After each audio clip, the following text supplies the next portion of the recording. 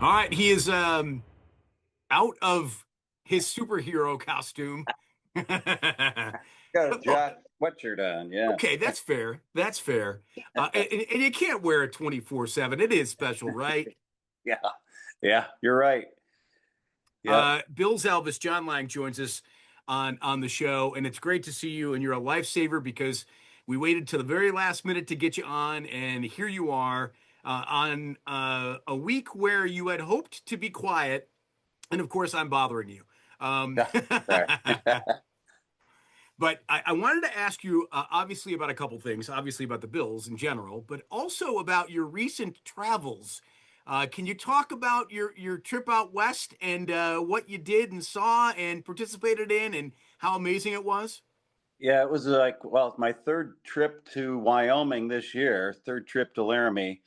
Wife and I went out for Jubilee days, and then we went out for the Bills Mafia weekend that we had there, which was really successful this year. That was our fifth year of doing that.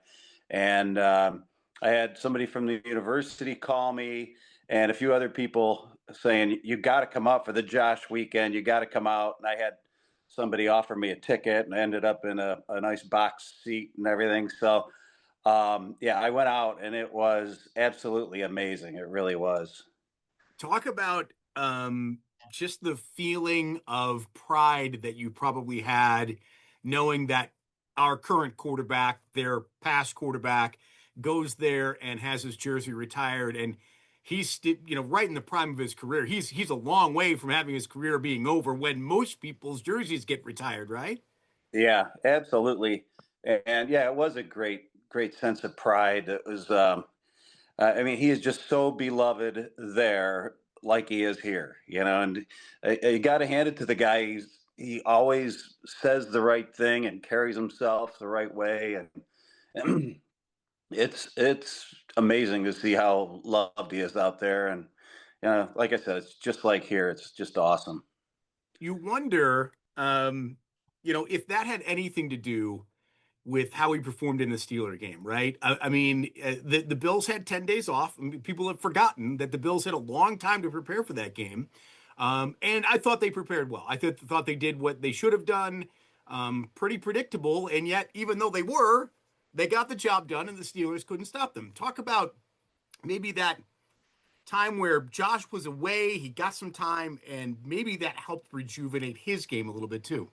Yeah, it seemed like I mean he was surrounded by the alumni people, his old coaches, yeah, just everybody in the whole stadium was going crazy about him and stuff, which was just awesome. The marching band did they came out did a Bills design, a number 17 design, and it was just so awesome to see that.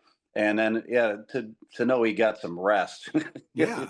It seemed like he was pretty banged up after that the Texans game, and I think it helped him. I really do. I mean, looking at it from a fan perspective, it really did look like maybe helped him. And then in his second, the first half, I didn't think we played that great down there, but boy, a couple things really seemed to turn the whole game around, and I think one of them was Josh getting hit when he slid, Hmm.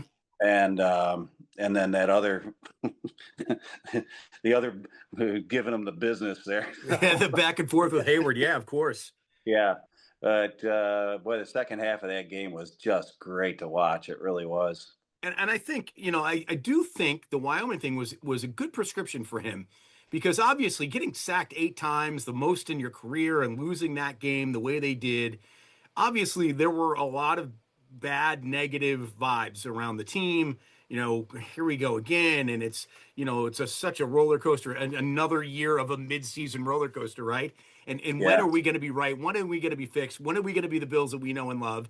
And that time away to get away from the negative and get sort of fed some positive and some love probably, I think, pushed him and advanced him a little bit forward, at least in terms of his mentals going into the Steeler game. I got to ask you too, and I'll ask you more about going forward the Bills itself. Um, Hallmark movie. Um, Tell me a little bit about that. Yeah, I was in. I guess I still haven't seen it myself, actually, but from what I'm told, I'm in the opening scene or around the opening scene. It was funny because they told me when I initially was contacted about it, they said, "Oh, we have a paid speaking role for you," and I was like, "Oh, super cool! All right, So ended up I had to be in East Aurora at 4 in the afternoon, and then I was bussed over to the bar bill, and it was Pino Ron, me, Pizza Pete, Del Reed, and a few of the other media guys there and stuff. And they had us sitting at the end of the bar. And I was like, "Hey, by the way, what's my speaking role here?"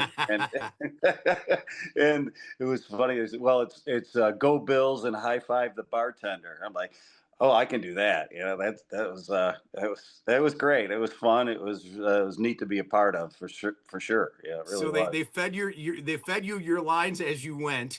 Yeah, yeah, yeah. I was a little concerned walking in. I was like, "Hey, by the way, I don't know what my lines are. I haven't rehearsed it with anybody." And oh, you got it. Yeah, you got it. Just high five the bartender. I'm like, "Oh, I've done that before." So let me ask you, I mean, now you're an actor. You're probably going to go get a SAG card, right? And all of this because you're getting. I'm assuming you did get paid, or you will at some point. If they told you you were, then I'm assuming it'll come if it I hasn't. I Um, did. but I have to ask, what was your trailer like? That's right. Uh, that I really didn't have a trailer. They had me hanging out with my buddies Bedell and Pino Ron. It's we have a lot of fun together, us guys. Well, sure, and I'm sure you got plenty of wings and beef on weck to last you a lifetime when you were sitting there for the hours of the shoot, probably, Well, and maybe a couple cold ones along the way. So it couldn't have been terrible. no, it was a lot of fun, but I must break it to you: the wings were plastic, and it was ginger ale that they had in front of us. So I don't know if I should tell anybody that, but Oh, that is so depressing. That is so depressing. But I guess it's a Hallmark movie, so I guess it has to be, right? It's got to be yeah, squeaky clean, right? yeah. Man, that's that. Wow, what a revelation that is. You just let the cat out of the bag. That's pretty awesome. And I, by the way, did see the movie. I was admittedly like I am as anti Hallmark as anybody can get. I'm like, absolutely not, no way. I didn't watch the Chiefs one. And I sat down and my wife and our neighbors, said, "Hey, you gotta watch. We're gonna watch it the night it comes out, and we're gonna sit and have a dinner and party and the whole thing." And I watched it, and yes, it was sort of to be expected Hallmark hokey, but at the same time, look, the whole country is gonna see what the Buffalo fan base is like, and throw out the plot line. It was still pretty cool to see all this. There were some great shots, some great drone shots of the city and of the stadium. It was cool, and it was great to see some of the folks like you, some of the super fans in it as well representing. So I watched the movie, and then the Chiefs one came on after it. And so we're like, should we watch this and just see if it was as hokey as ours was? So we did. We watched it for about 5 minutes. We said, "Yep," and turned it off.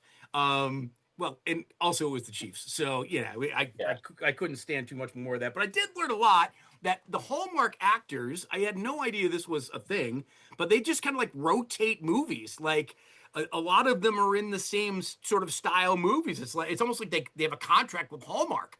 Yeah, I had no idea. It was pretty neat. So my wife and her friend across the street were like, "Oh yeah," because they watched the Hallmark movies together.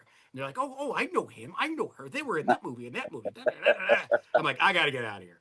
yeah, Um, at any rate, so I have to ask you this: anybody that's been on the show recently that has anything to do with the current stadium, I've asked, what was their highlight? And it's got to be difficult for you because you've been to so many games.